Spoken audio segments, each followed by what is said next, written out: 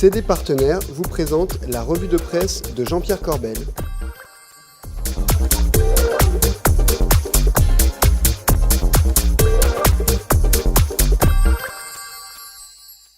Bonjour et bienvenue dans cette nouvelle revue du Club Patrimoine. Et oui, vous avez remarqué, je suis sans mon alter ego adoré, Bogdan, qui a préféré aller se faire dorer la pilule à Zanzibar, figurez-vous. Non, ça n'est pas une blague. À mon avis, il aurait mieux fait de rester avec moi. Regardez, on a reçu une vidéo de Bog et de son épouse qui avaient loué une voiture. Et il semble qu'ils soient en mauvaise posture, nos amis.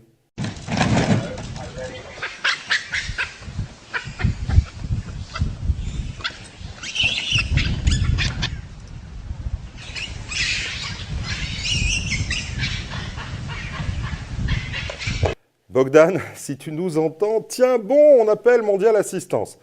Allez, soyons sérieux, on revient à l'actu de la semaine.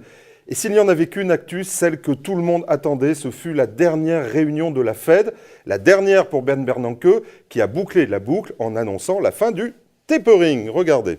À l'issue de 2 jours de réunion, la Fed a indiqué qu'elle réduisait de 85 à 75 milliards de dollars le montant de ses rachats d'actifs mensuels auxquels elle procède depuis janvier pour desserrer les taux du crédit et soutenir l'activité. Les actions de notre politique reflètent une chose, l'économie continue de faire des progrès, mais la situation est encore loin d'être normale. Voilà, les marchés ont surpris tout le monde en s'envolant à l'annonce de cette décision. L'or, lui, s'effondre. Et pourtant, vous avez entendu Ben, la situation est loin d'être normale. Normale, vous avez dit normale. Plus personne ne semble vraiment rien comprendre, mais tout le monde s'inquiète. Sur le sujet, écoutez Jean-Claude Trichet sur BFM. Normal ? Depuis la crise, les économies des grands pays avancés ne fonctionnent pas normalement. Toutes les grandes banques centrales font des choses à proprement parler extraordinaire, et ce, parce que les économies des grands pays avancés continuent à ne pas fonctionner normalement. Les banques centrales sont obligées, dans les circonstances présentes, de se substituer à un fonctionnement normal de l'économie qui n'est pas observé, que l'on n'a pas sous les yeux. Et donc, au total, si vous voulez, ce qui est clair, c'est qu'il faut tout faire pour que nous puissions avoir à nouveau un fonctionnement normal. Et bien entendu, ça suppose d'assainir. Bon, d'accord, Jean-Claude, on a compris, il y a quelque chose qui cloche de pas normal là-dedans. Les banques centrales injectent trop de liquidités et il n'y a pas assez de croissance et ou d'efforts budgétaires. Surtout en France, où l'INSEE nous dit que la reprise est poussive. Mais nous, on a un président qui ne manque pas d'humour, et lui, il a la solution. Écoutez-le. La note de l'INSEE s'intitule « Reprise poussive ». Alors on peut dire il y a une reprise. Elle est poussive, donc il faut la pousser. L'objectif, c'est de pousser la reprise. Avec tout ça, il va bien falloir faire des prévisions boursières. Et pour le coup, bon courage. Si en chinois, le mot crise veut dire risque et opportunité, je dois dire qu'entre les deux, mon cœur balance. Nous sommes donc bien en crise et dans une situation inconnue. Et pour le coup, bien malins sont ceux qui sauront imaginer l'avenir. L'avenir, c'est 2014. Sauf peut-être un autre François l'Anglais. Vous le connaissez, le chauve, là, si sérieux d'habitude. Et je ne sais pas ce qu'il a fumé cette fois-ci, mais il semble qu'il ait trouvé une nouvelle martingale. 2014 est une année en 4. Et les années en 4 sont souvent des années du rebond. Au plan économique. C'est souvent, on a 2004 où c'est reparti après, 94, après 93, 84 aussi. Donc il est possible, vous voyez, qu'on soit au début du commencement d'une nouvelle phase.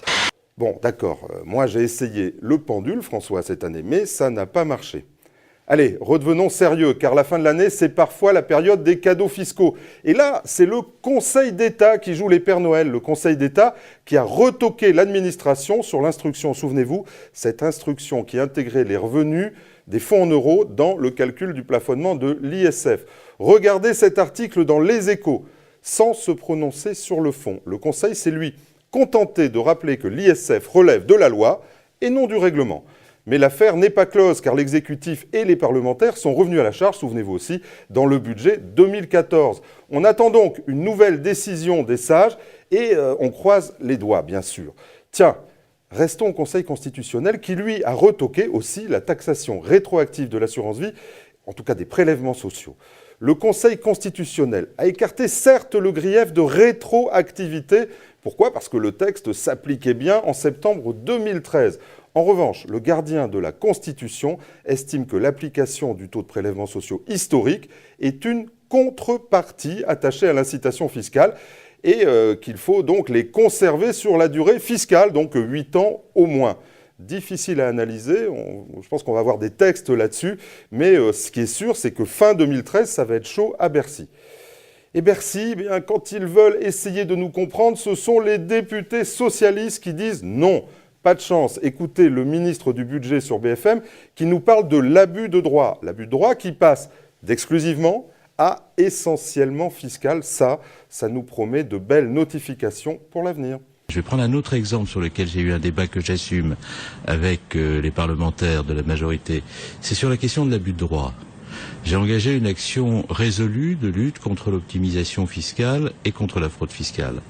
Mais je ne souhaite pas que l'on introduise dans le droit en vigueur des dispositions qui ne soient pas juridiquement stabilisées. On considérait comme relevant de l'optimisation fiscale ce qui était exclusivement abus de fiscal. L'adverbe exclusivement avait son importance dans l'ordre du droit antérieur et on a voulu substituer à la notion d'exclusivement essentiellement.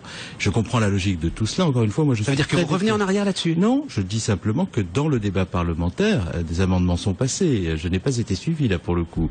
Mieux vaut en rire, vous le savez bien. Et juste pour rire, on sent bien que ça cafouille un peu au sommet de l'État, au gouvernement, à Bercy, à l'Assemblée. Tiens, à l'Assemblée, on peut dire que c'est même à tous les niveaux. Regardez le petit journal. L'invitation de Claude Bartolone, président de l'Assemblée nationale. Je l'ai ici. C'est un peu le truc prestige de l'année. Le président de l'Assemblée nationale présentera ses vœux à la presse le mardi 9 janvier 2014 à 11h. Et mon petit doigt me dit qu'il y a aussi des stagiaires chez Bartolone. Le mardi 9 janvier n'existe pas. C'est soit le jeudi 9, soit le mardi 7. Eh bien voilà, c'est fini pour cette semaine. C'était moins bien sans Bogdan, bien sûr. Mais on se retrouve le 31 décembre avec une revue spéciale vœux. En attendant, gardez-vous bien, comme dirait Bogdan, et passez de très belles fêtes de Noël en famille et dans la joie. En espérant que votre Père Noël, il ne ressemble pas à ça.